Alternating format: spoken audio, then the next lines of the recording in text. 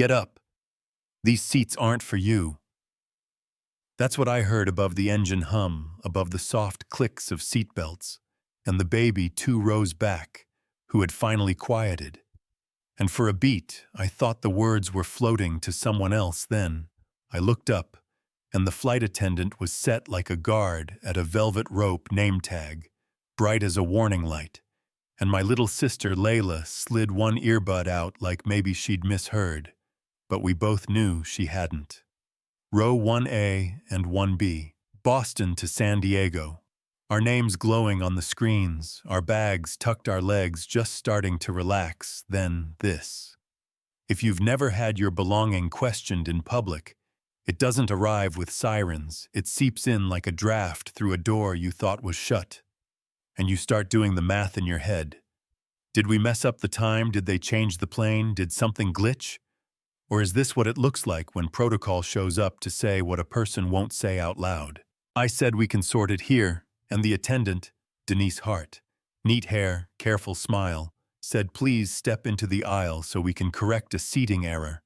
And somewhere behind us, a man in 3C cleared his throat, the way people do when they want the room to know they're important. Those seats are usually for our tier, he announced to no one and everyone, and his wife kept her eyes on her Kindle, like she'd trained for this exact moment. Let me put faces on the names so you don't have to guess, because guesswork is where stories go crooked. I'm Zara Brooks. My sister is Layla, our dad. Marcus built a renewable energy company, one midnight invoice at a time. After a decade on a loading dock, he taught us 2 rules. Your seat is not a favor, and when someone tries to make it, one, keep your seat. So when Denise asked again, boarding passes, please, I handed mine over with a steady hand, watched her mouth do that tiny frown people make when the facts don't match the picture in their head. Watched her try a different key in the lock. Sometimes we reserve these for upgrade. Priority, you understand, and I said, I understand the words. You said yes, and the man in 3C leaned in like a judge craning over a bench. I requested 1A weeks ago, and Denise gave him that little nod. People trade like a handshake made of eyebrows. I could taste the battery copper anger on my tongue, swallowed it. Because my grandmother taught me to stay level in front of uniforms. Because every time I've ever raised my voice at the wrong person, someone else wrote the headline. Layla whispered, want me to start recording? Not yet, I said. Then I turned my phone screen so it faced me, red dot, 1 tap away, and I said for the whole front cabin to hear, without sounding like I was yelling, if this were about policy, you'd have checked the manifest before you asked us to move. That's when the teacher voice spoke from 4D, not loud. Just exact, ma'am. Could you show them where on the manifest the error is? Jira Patel, retired science teacher, bracelets stacked like tree rings. The kind of woman who's built a life on the phrase, show your work. Denise tightened, ma'am, please sit. We're handling a discrepancy. Mira stayed planted, so am I, and I felt the whole cabin tilt toward the truth like metal filings to a magnet. From the galley, the junior attendant edged forward, tablet in hand, like it might burn him. Name tag, said Cameron. He looked at Denise, then at us.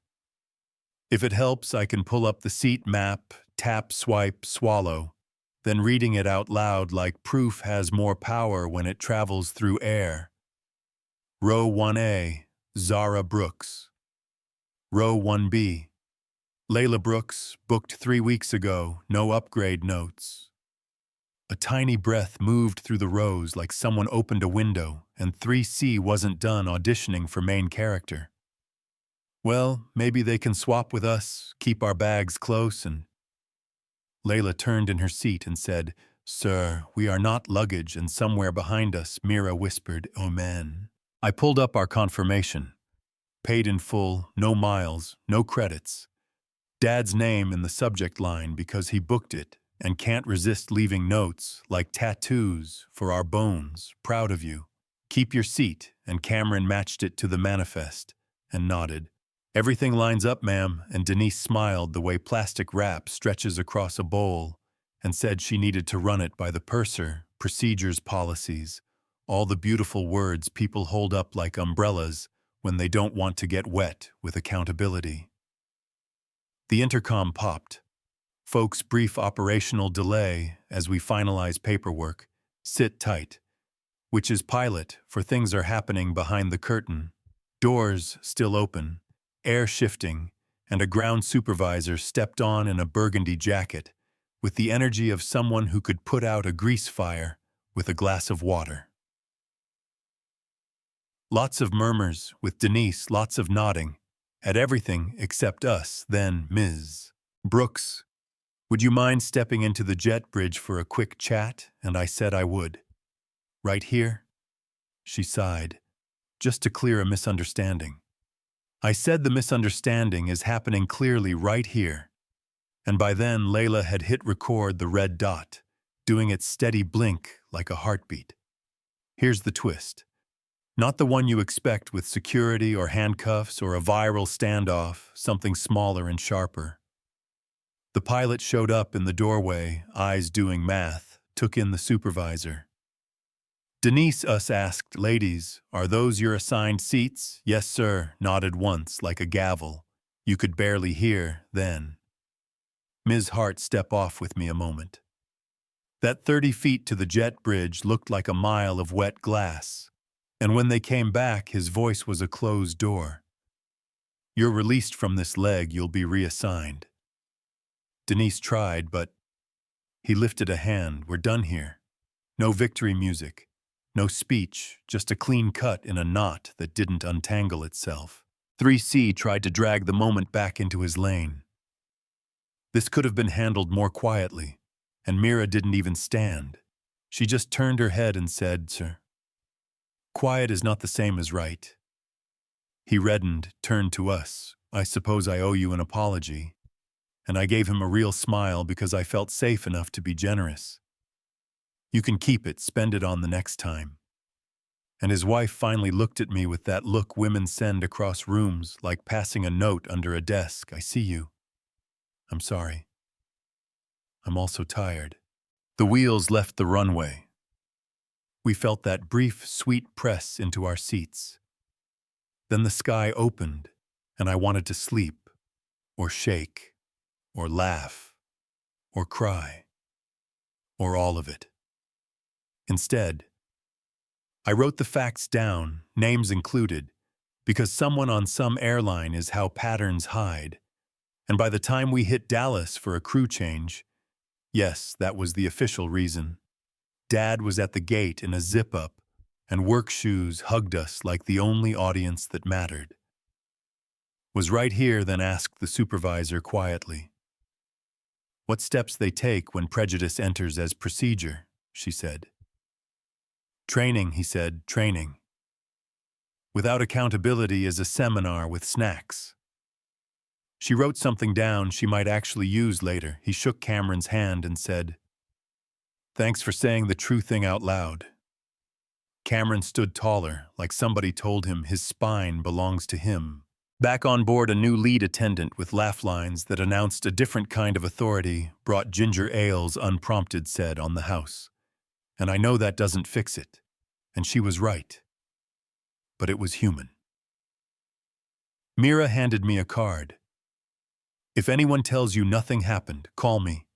I teach kids to run toward truth," and I told her the world needs more of her, and she said the world has more of me, it just needs to listen faster. San Diego slid into view, blue water like a promise we might actually keep to ourselves, when the wheels kissed the runway. No one clapped, thank God. But you could hear that collective exhale that's starting to sound like America on a Tuesday afternoon, and on the ride to the hotel. Layla read comments from the video. A nurse on a red-eye said, "I've seen this 100 times, and I'm tired," a veteran said. "I didn't get sand in my teeth for this," a kid wrote. "My mom says, keep your seat." "We sent screenshots to Dad," he replied with a thumbs up. "Prayer hands and leftovers in the fridge." And I laughed until my eyes stung because the ordinary always finds a way back in, you know what I mean. You want to know if the airline did the right thing? They sent a statement with all the words legal teams keep on a shelf. Denise is on leave, which isn't transformation, but maybe it's a beginning. Cameron got a commendation that probably came with a coffee card. 3C will tell it differently at dinner because that's how survival works. People adjust the light until they can stand the reflection. What I can tell you is bias didn't board for the first time that morning, and it didn't deplane for the last time that night. It lives in who gets offered help with an overhead bin, and the pause before someone believes a fact, depending on the face that says it. It's exhausting to notice and costly to confront, and somehow even more expensive soul-wise not to. There was a moment over Arizona when the cabin went still, and the light hit just right, and Layla fell asleep with her mouth open a little, like she does when she finally feels safe. And I watched the wing shadow slide across a cloud, and thought about my dad pushing pallets at 3 a.m., my mom's lunch bag notes that said, "Be brave," and all the people who don't get to keep their seat because someone confuses comfort with correctness.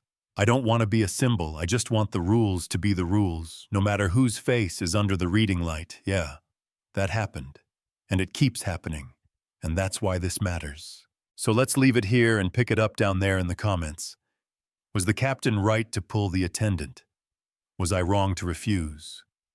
The jet bridge chat, were the seats the point, or just the stage? Tell me where you felt it in your jaw, where I got it wrong, where you've seen a row one moment at 30,000 feet or 3 feet from a deli counter. Hit subscribe if this resonated.